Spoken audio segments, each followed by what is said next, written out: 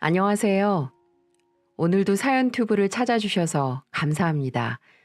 오늘의 사연 시작하겠습니다. 안녕하세요. 전 치과를 운영하고 있는 40대 남성입니다. 여러분들은 천생연분이라는 말 들어보셨죠? 전 아내를 처음 본 순간부터 하늘이 정해준 인연이라고 확신했습니다. 산부인과를 전공한 아내는 동기의 소개로 만나게 되었는데요. 왠지 모르게 그녀를 처음 딱 보는 순간 분명 내 여자가 될 것 같다는 예감이 들었죠. 찰랑거리는 단발머리와 뿔테 안경 속에 숨겨진 커다란 눈망울, 그리고 소녀처럼 수줍게 웃는 모습까지 틀림없는 제 이상형이었습니다. 전 그녀와의 첫 만남부터 적극적으로 구애를 했고 얼마 지나지 않아 우리는 연인 사이가 되었습니다. 저와 연애를 하는 동안에도 아내는 순수하고 맑은 모습을 자주 보여줬었죠. 비싼 음식보다는 분식집 같은 소소한 음식을 더 좋아했고 과하게 꾸미는 것보다 자연스럽게 다니는 걸 더 좋아하는 여자였습니다. 전 그런 면에 더욱 반하고 말았죠. 한 번은 이런 일도 있었어요. 아내와 데이트를 하던 중에 편의점에 들르게 되었는데 처음 일하는 아르바이트생이었는지 계산을 잘 하지 못하고 자꾸 실수를 하는 겁니다. 전 살짝 짜증이 나려고 하는데 아내가 아르바이트생에게 이렇게 말을 하더군요. 먼저 객층 선택 버튼 누르고요. 전 카드 결제할 거니까 물건 바코드를 찍은 다음에 신용카드 버튼 누르고 카드 삽입하시면 돼요. 아, 감사합니다. 편의점 기계를 다루는 걸 아르바이트생보다 훨씬 더 잘하는 겁니다. 전 그런 아내가 신기해서 물었죠. 그런 걸 다 어떻게 하는 거야? 옛날에 편의점 아르바이트라도 했어? 편의점뿐만 했겠어? 고깃집이니 노래방이니 안 해본 아르바이트가 없을 정도지. 우리 집은 사는 게 참 빡빡해서 알바를 하지 않고서는 학교를 다닐 수가 없었거든. 아, 정말? 전 넉넉지 못한 아내의 집안 환경에 동질감까지 느꼈습니다. 홀어머니 밑에서 자란 저도 어머니가 절 참 어렵게 키웠거든요. 밭일이며 허드렛 일이며 일을 가리지 않고 닥치는 대로 하셨어요. 어머니의 그런 희생 덕택에 저 역시 의대를 무사히 마칠 수 있었습니다. 귀염상의 외모에다가 성격도 수더분하고 집안 환경까지 비슷하니까 아내와 저는 참 잘 맞는다고 생각을 했죠. 그런 확신이 들었다면 망설일 이유가 뭐가 있겠습니까? 전 아내와 1년 정도 연애를 한 뒤 곧바로 프로포즈를 하고 결혼에 골인을 했어요. 산부인과 의사와 치과 의사끼리 결혼을 했으니 부러워하는 사람들도 많았죠. 사실 당시에는 둘 다 햇병아리 의사여서 그렇게 수입이 많지는 않았지만 저도 개원을 하고 아내도 큰 산부인과 닥터로 근무를 하면서 우리 부부의 수입은 급상승을 했습니다. 남자가 수입이 많아지면 왜 그런 거 있잖아요. 고급차도 사고 명품 시계 같은 것도 차면서 좀 거들먹거리고 싶어하는 심리가 생기기 마련이죠. 물론 저도 예외는 아니었습니다. 원장님 소리도 듣고 수입도 좀 올라가니까 마음이 슬그머니 들뜨더라고요. 그런데 아내는 그런 자의 속마음을 귀신같이 알고는 저를 단속하는 겁니다. 오빠, 지금 오빠가 외제차 알아볼 때야? 치과 개원하느라고 빚을 낸 게 얼만지 안 잊어먹었지? 양심이 있으면 외제차를 알아볼 게 아니라 교통카드를 충전해야 맞는 것 같은데? 뭐? 원영아, 나 그래도 명색이 원장 아니냐. 나도 이제 남들 다 타는 외제차 좀 타보자. 어? 이제 매출도 슬슬 오르는데. 그럴수록 더 아끼고 바짝 조여서 살아야지. 남들 다 하는 거 하고 살면 언제 빚 갚고 언제 투룸 오피스텔에서 벗어날래? 아무튼 내가 됐다는 판단이 들 때까지는 원래 타던 차 조용히 타. 어? 괜히 까불다간 있는 차도 팔아버린다. 막상 살아보니까 애가 수더분한 걸 넘어서 너무 검소한 겁니다. 처음엔 좀 너무하다 싶더라고요. 바깥에서 일하는 남편, 기라는 것도 있잖아요. 둘의 연봉만 합해도 2억은 너끈이 될 텐데 약간의 사치쯤은 괜찮다고 생각을 했죠. 그런데요, 저 이런 얘기 남들한테 했다가 본전도 못 찾았습니다. 호강의 겨웠네부터 시작을 해서 여자 잘 만난 줄이나 알라는 둥 욕만 잔뜩 먹고 말았죠. 그래서 저도 마음을 고쳐먹었어요. 한편으로는 저의 가정을 잘 지켜주는 아내에게 고맙다는 생각도 들었고요. 그렇게 아내의 지도 편달 덕분에 저희는 결혼 3년 만에 작은 아파트를 마련할 수 있었습니다. 그 사이 어여쁜 딸도 제게 안겨주었죠. 남들 말처럼 아내는 제겐 평강공주나 다름없는 그런 소중한 존재였습니다. 그렇게 우리 부부는 문제없이 가정을 잘 꾸려가고 있었어요. 아내는 제 어머니에게도 살갑게 참 잘했습니다. 보통 며느리 입장에서의 시어머니라면 불편한 점부터 먼저 떠오를 텐데 아내는 마치 친정엄마를 대하듯이 시어머니에게 스스럼 없이 다가갔어요. 어머니도 그런 며느리를 딸처럼 반겼죠. 어머니, 저희 왔어요. 그래, 원영이 왔니? 아유, 어머니, 날씨도 추운데 왜 이렇게 옷을 얇게 입고 있어요? 여자는 찬바람 많이 쐬면 좋지 않다고 제가 몇 번을 말씀드려요. 어서 옷 걸치세요. 괜찮어. 금방 벗었어. 안 돼요, 안 돼. 집에 우풍이 심해서 특히나 더 조심해야 돼요. 원영이 너도 참 오자마자 이 시애미한테 잔소리 하는구나. 그래, 알았다. 어머니는 그런 며느리의 애정 섞인 잔소리를 반겼습니다. 사실 제 밑으로 여동생 하나가 있었으니까 딸 가진 엄마가 맞긴 한데요. 걔는 원체 어렸을 적부터 사내 아이들처럼 투박하고 애교도 없어서 말만 딸이었죠. 그러니 엄마 입장에선 애교 많고 상냥한 의사 며느리가 좋지 않을 리가 없었습니다. 그래서 우리 부부가 어머니 집을 찾을 때면 어머니는 동네 잔치를 벌여도 될 만큼 상다리가 휘어지도록 음식을 준비했죠. 어머, 어머니 힘들게 무슨 음식을 이렇게 많이 준비하셨어요? 그냥 외식하면 될걸. 우리 귀한 며느리가 온다는데 내가 가만히 있을 수가 있니? 원영이 좋아하는 갈비찜부터 추어탕까지 내가 다 준비했지. 자, 그러지 말고 어서 앉아서 먹어봐라. 하긴 어머니가 손수해 주신 추어탕이 최고긴 해요. 요새 몸이 차고 허했는데 어머니 추어탕으로 몸보신 좀 해야겠어요. 그래, 내가 장에서 미꾸라지 좋은 놈으로다가 골랐으니까 정말 맛이 좋을 거야. 어서 먹어봐라. 음, 진짜 맛이 좋아요, 어머니. 역시 우리 어머니 솜씨는 알아주긴 알아줘야 한다니까요. 거 봐라. 이래서 내가 직접 음식을 해줘야 직성이 풀리는 거야. 원영이 네가 이렇게 잘 먹는데 말이다. 네, 그건 저도 인정. 어머니 음식은 제가 거부를 할 수가 없긴 해요. 어머니는 아내를 볼 때면 세상 행복한 표정을 짓곤 했습니다. 그만큼 며느리를 사랑했고 예뻐하셨어요. 아내 또한 시어머니를 진심으로 대해주었고요. 어머니, 영양제 좀 챙겨왔어요. 이건 철분제랑 이건 마그네슘. 그리고 이건 눈에 좋은 루테인이랑 유산균도 가져왔어요. 아이고, 또 뭘 이렇게 많이 가져왔니? 지난번에 준 것도 많이 남았는데. 이건 그거랑 종류가 다른 영양제예요. 명색 의사 며느리인데 이 정도는 기본이죠. 하나도 빼먹지 말고 꼭 챙겨 드셔야 해요. 그래, 내가 아주 의사 며느리 덕을 톡톡히 보는구나.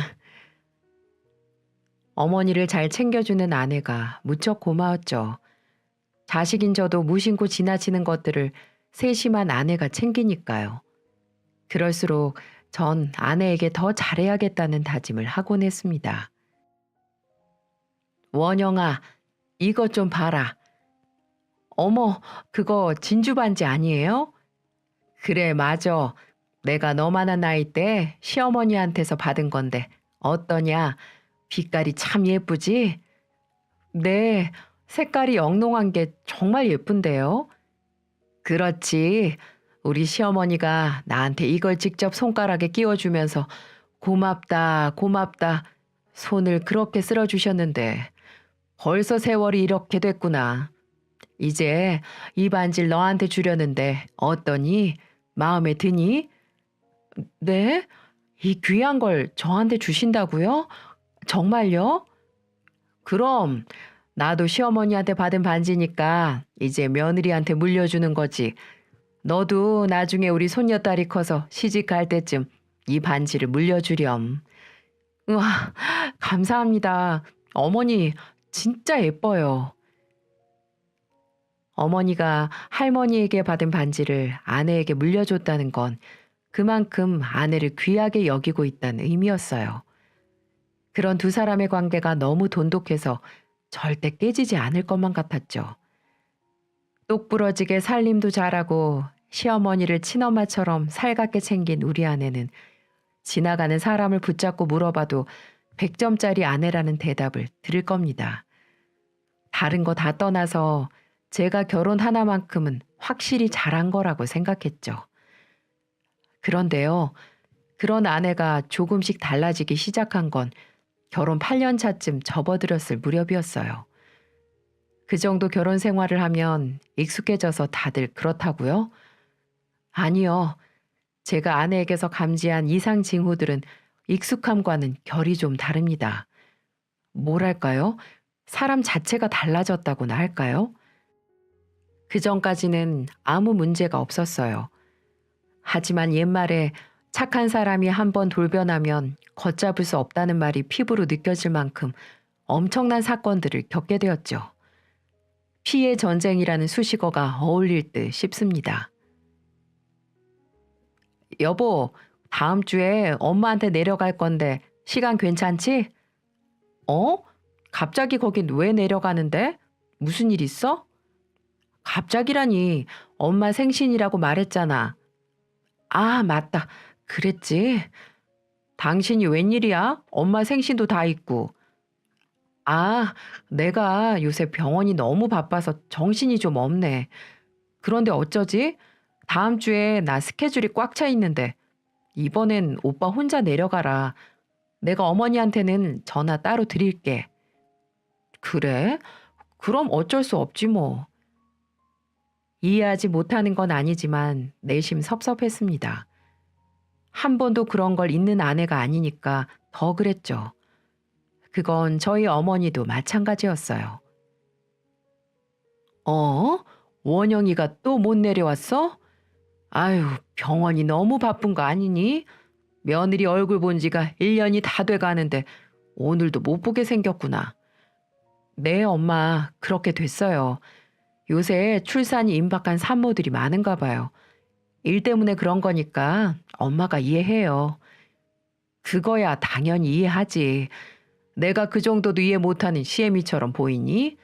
일이 너무 바쁘니까 우리 귀한 며느리 몸이라도 상할까 싶어서 그렇지.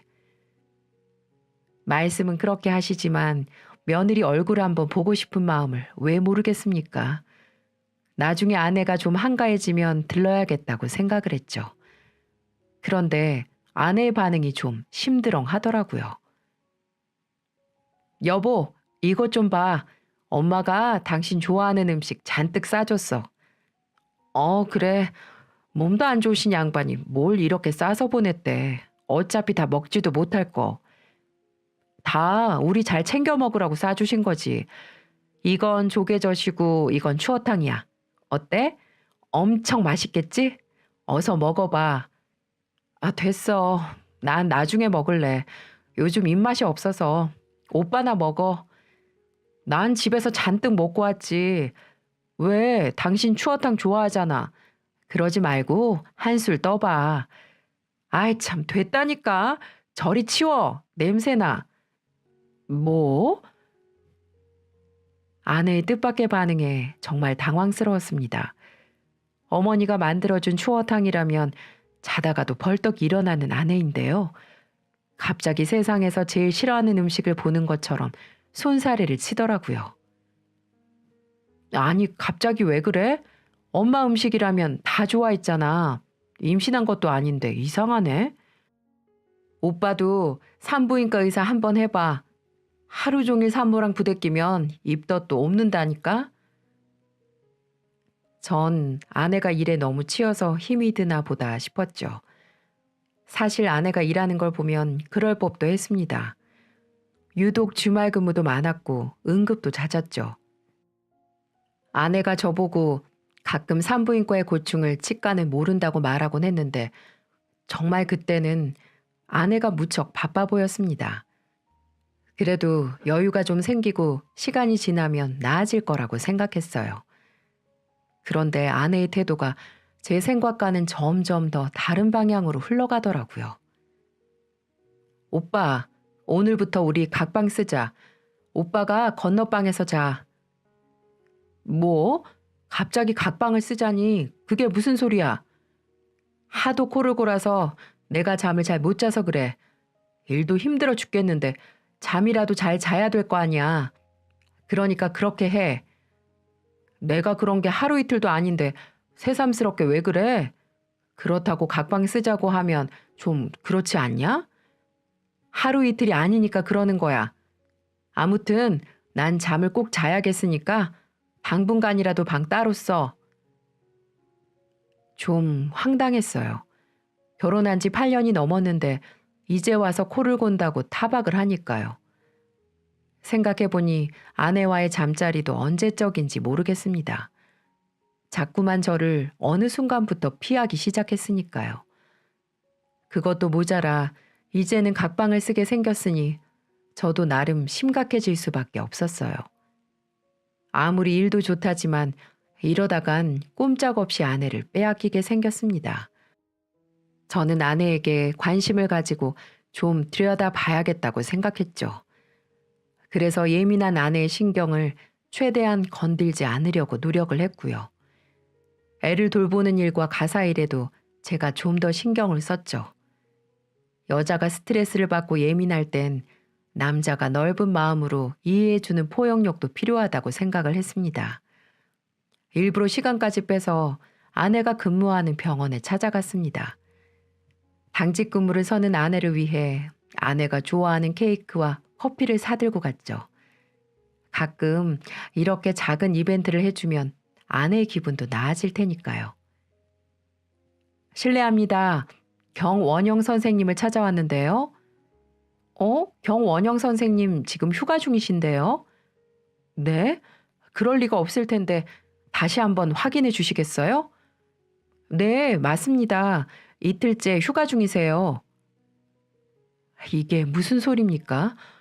당직이라서 이틀 동안 집에 들어오지 못한다는 아내가 휴가 중이라니요? 저는 왠지 기분 나쁜 예감에 휩싸였지만 뭔가 잘못됐다고 생각하며 아내에게 전화를 걸었습니다. 오빠. 당신 지금 어디야? 나 당신 병원 왔는데 당신 휴가 중이라는데? 너 어제부터 당직이라며? 이게 어떻게 된 거야? 병원이라고? 말도 없이 거긴 왜 갔어? 맞아. 사실 나 휴가 내고 바람 좀 쐬러 나왔어. 뭐라고? 아니 그런 걸 왜 얘기를 안 해? 누구랑 어딜 간 건데? 누구랑 뭘 누구랑이야. 그냥 혼자 왔지. 지금 제주도야. 요새 하도 우울해서 혼자 바람 좀 쐬려고 말하지 않은 거야. 내일 다시 올라가니까 걱정 말고. 제주도? 아니 그럼 나한테 거짓말까지 하고 제주도를 갔단 말이야? 그렇대도 아무튼 자세한 건 올라가서 얘기해. 그렇게 말한 아내가 냉정하게 전화를 끊어버리는데 순간 멍해지더라고요. 진짜 그럴 사람이 아닌데 갑자기 낯설게 느껴지는 겁니다. 대체 왜 저를 속이고 혼자 제주도에 간 걸까요? 아니 진짜 혼자 가긴 한 걸까요? 혹시 저 모르게 남자라도 생긴 게 아닌지 제 의심과 생각은 꼬리에 꼬리를 물고 증폭되기만 했죠. 이튿날 절 마주한 아내는 당당했습니다. 당신 요새 무슨 일 있어? 왜 평소에 하지 않는 일을 하고 그래? 혼자 여행을 하고 싶으면 그렇다고 말을 하면 되지. 왜 나한테 거짓말을 한 건데? 오빠는 죽었다 깨어나도 이해 못해. 나 지금까지 애 낳고도 병원 일 하랴, 집안일 하랴, 그리고 시어머니한테도 최선을 다했잖아. 그런데 갑자기 내가 왜 이렇게 살아야 하나 싶은 생각이 들더라고. 내 인생이 불쌍한 것만 같고 대체 누구를 위해서 있는 건가 싶기도 하고. 그래서 나한테 시간이 좀 필요했어. 아무도 모르게 바람 쐬면서 혼자만의 시간을 갖고 싶었던 거라고.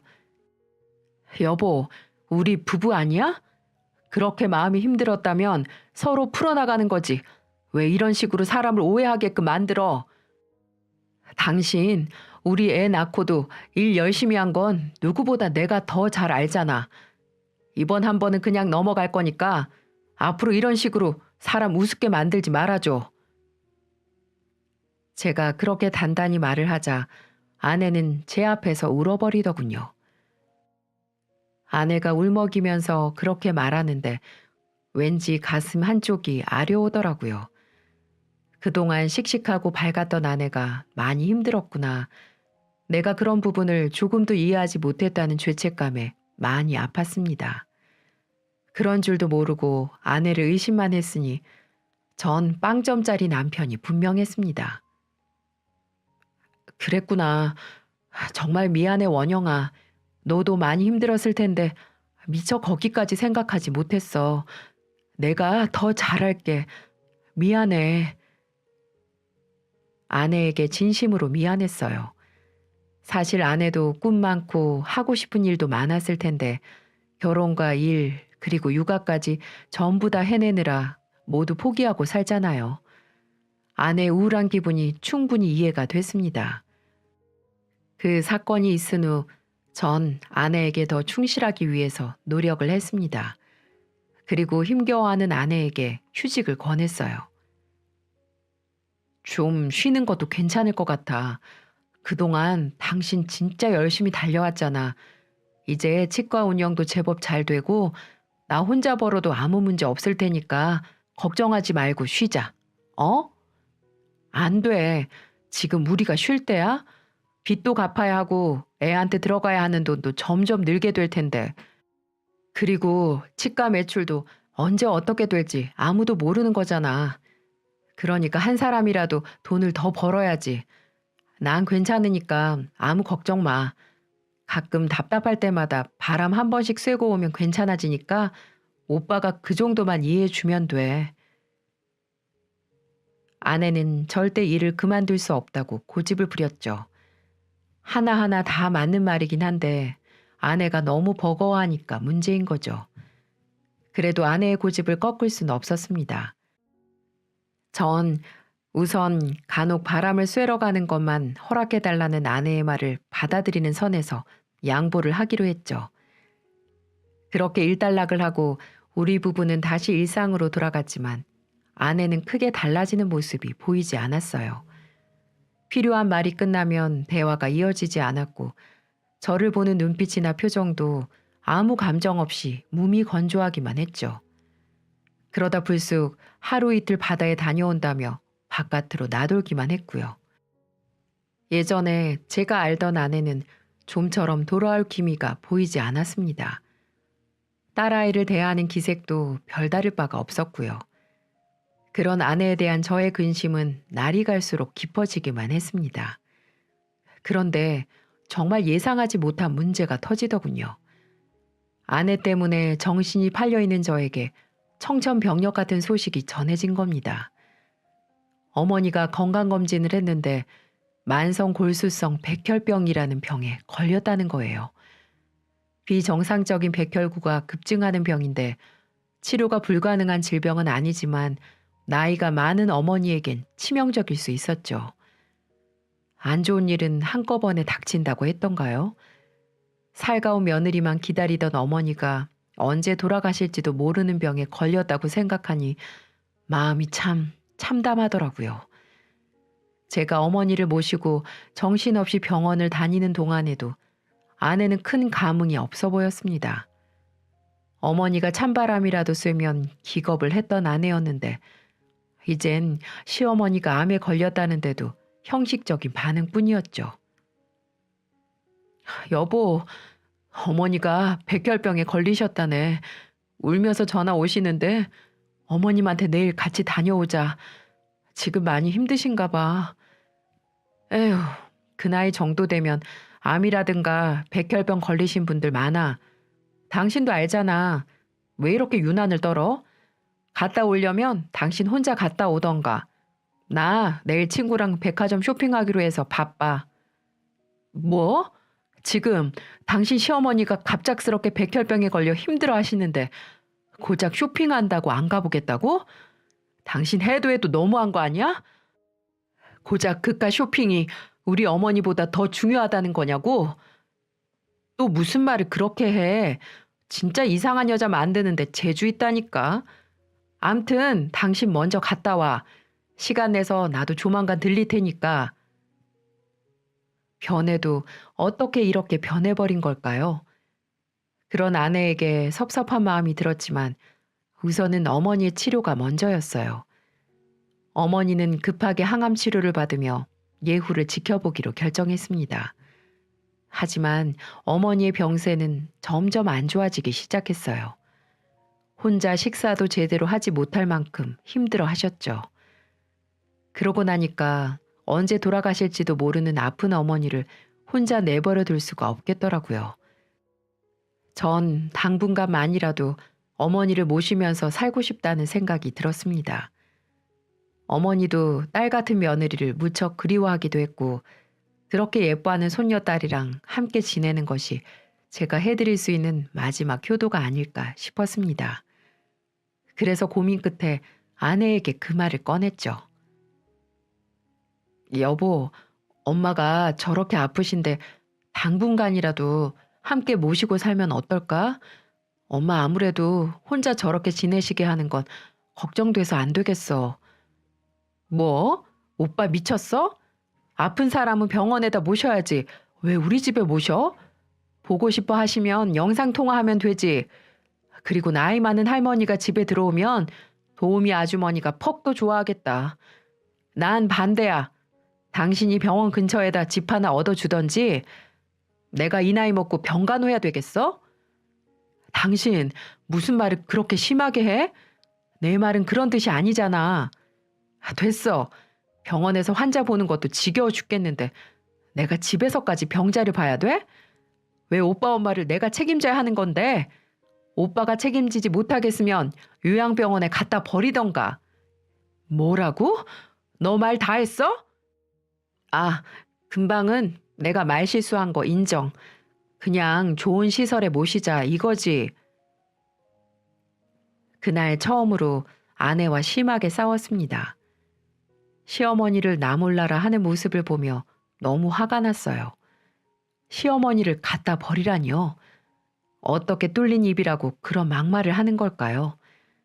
아이 같은 순수한 매력에 빠져서 아내와 결혼을 한 건데 이런 구석이 있을 줄은 꿈에도 몰랐습니다. 저랑 대판한 아내는 분이 풀리지 않았는지 소주 2병을 다 털어 마시곤 깊이 잠이 들어버리더군요. 전 마음이 괴롭고 혼란스러워서 도통 잠을 이루지 못했고요. 그러다 우연히 메시지 알람이 울리는 아내의 휴대폰을 보게 됐는데요. 전 그 메시지를 보고 충격을 받고 말았습니다. 그런데 그 친구가 아내에게 보낸 메시지 내용이 언뜻 이해가 잘 되지 않더라고요. 원영아, 너 임신 우울증 방치하면 큰일 날지도 몰라. 대인기피증, 우울증, 폭력성, 수면장애 정말 부작용이 끝도 없다. 관리 잘해라. 이게 대체 무슨 소리입니까? 왜 아내에게 산모들이 겪는 임신 우울증 이야기를 하는 걸까요?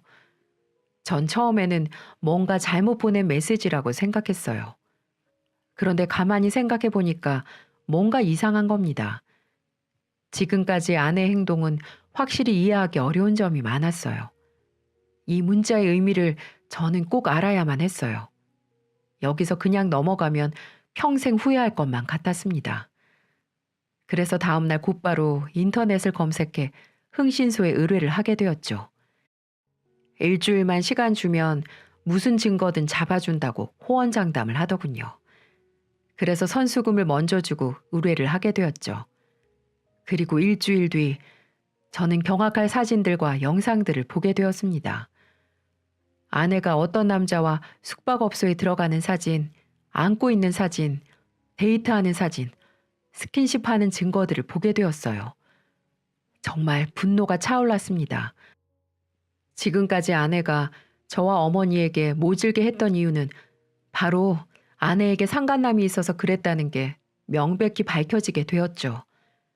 이 기가 막힌 사실을 알고 전 아내에게 곧바로 문자를 보낸 아내의 친구가 일하는 정신과 병원으로 찾아갔어요. 역시나 그 친구는 절 보고는 깜짝 놀라더라고요. 어머, 동욱 씨가 여긴 웬일이세요? 원영이랑 같이 왔어요? 아니요. 저 드릴 말씀이 있어서 원영이 몰래 왔어요. 네? 저한테 무슨 할 얘기가 있으신데요? 이제 저한테 솔직하게 얘기해 주시죠. 민정 씨도 가정이 있고 아이들이 있지 않습니까? 저는 이렇게 말을 하며 아내의 증거들을 책상에 뿌려버렸습니다. 그러자 친구는 연신 고개를 숙인 채 한숨을 푹푹 쉬더군요. 한참이 있어서야 증거가 명확하다는 걸 안 아내의 친구는 제게 충격적인 사실을 털어놓았습니다. 네, 이왕 이렇게 된 거 솔직히 말씀드릴게요. 저도 원영이가 제 친구긴 하지만 솔직히 이건 너무하다 싶었어요. 제가 동욱 씨를 모르는 것도 아니고 어차피 알게 된 일 그냥 말씀드릴게요.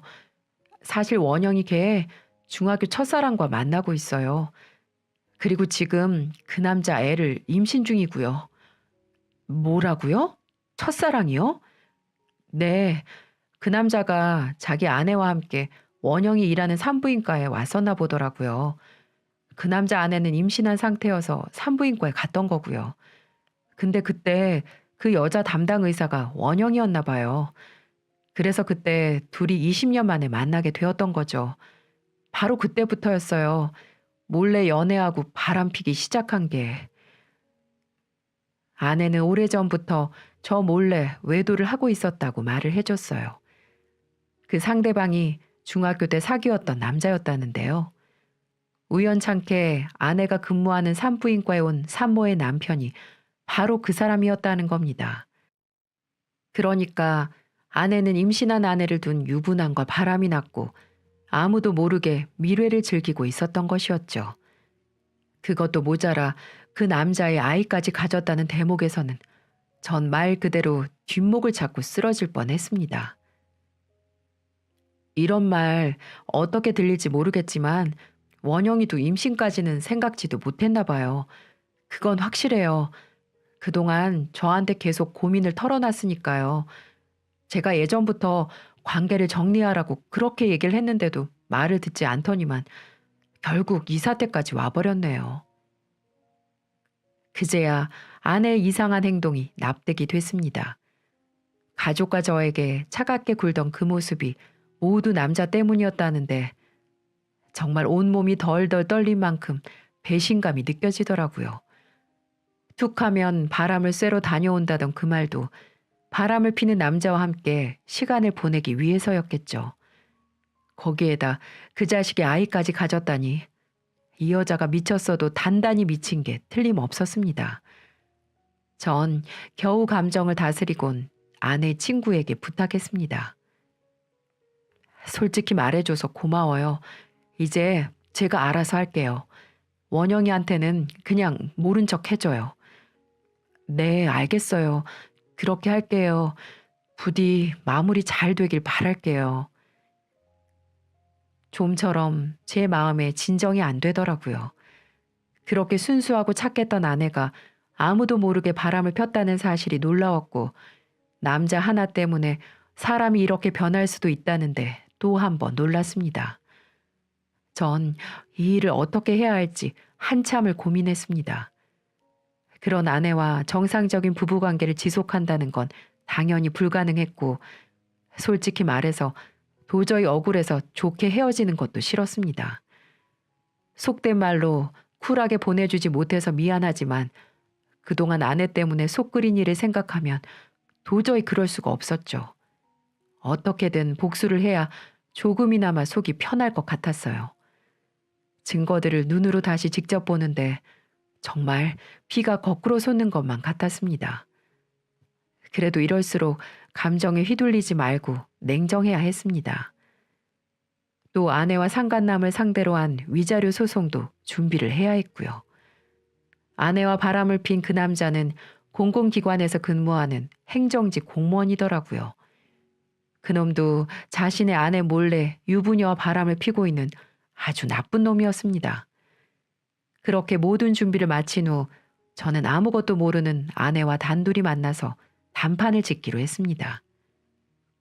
무슨 일인데 그래? 바빠 죽겠는데. 당신 혹시 너 나한테 할 말 없니? 할 말? 할 말 있지. 다시는 나한테 어머니 모시자고 하지 마. 한 번만 더 그런 말 하면 나 진짜 가만히 있지 않는다. 그래, 알았어. 다시는 당신한테 어머니 모시자는 말 하지 않을 거야. 그래? 확실하지? 근데 나랑 무슨 할 말이 있다는 건데? 우선 이거 받아. 너한테 주는 선물이야. 이게 뭔데? 영양제네? 요오드 영양제인데 산모한테 참 좋대. 잊지 말고 잘 챙겨 먹어. 그래야 뱃속에 있는 네 아이 건강하게 출산하지. 오빠. 그리고 이거 USB 심심할 때 들어가서 봐봐. 아주 사진과 영상이 잘 나왔더라. 딸까지 있는 여자가 이렇게 다른 남자랑 바람을 펴도 되는 거니? 우리 딸이 이거 보면 과연 뭐라고 할까? 그리고 니네 병원에서는 뭐라고 할까? 산부인과 의사가 환자 남편이랑 바람났다고 소문나면 참 볼만하겠다. 그치? 여보, 그걸 어떻게...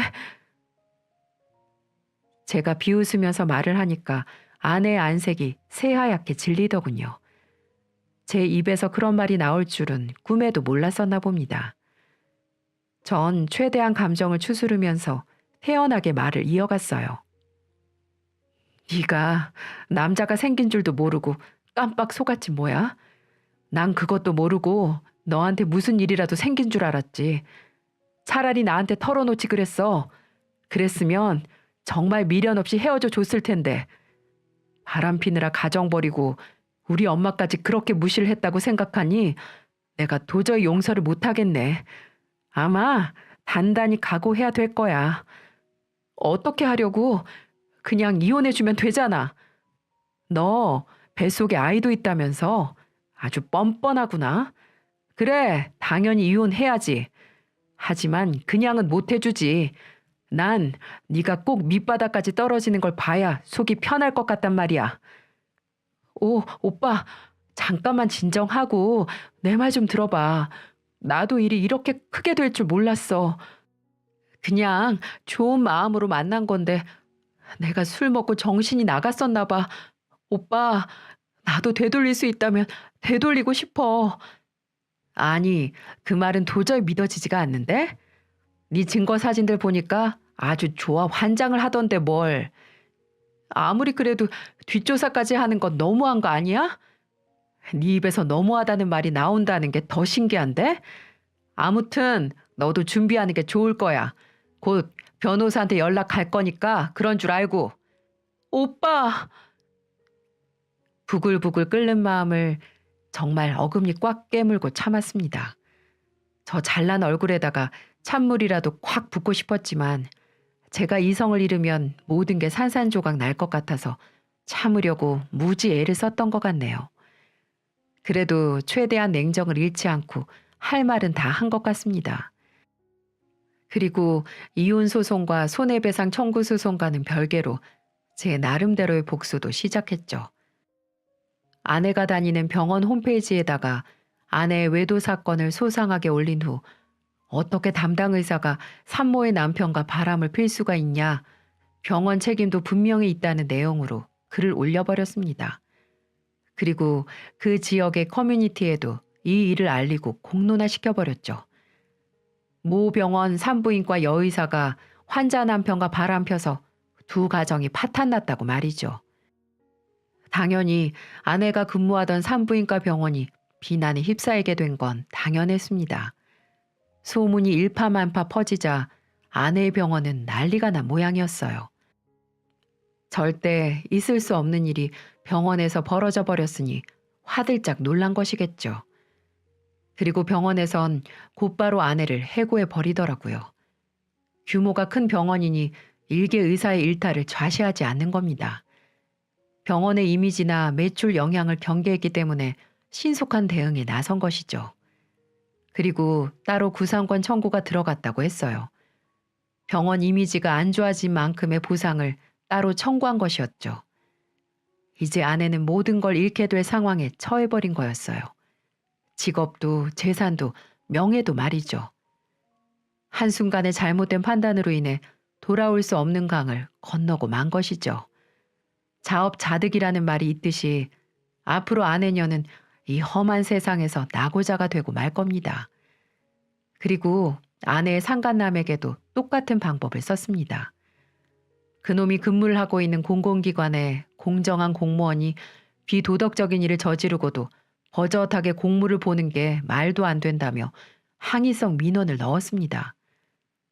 상간남으로 소송 중인 모 공공기관 A 공무원 이라는 제목으로 장문의 글을 남겨버렸어요.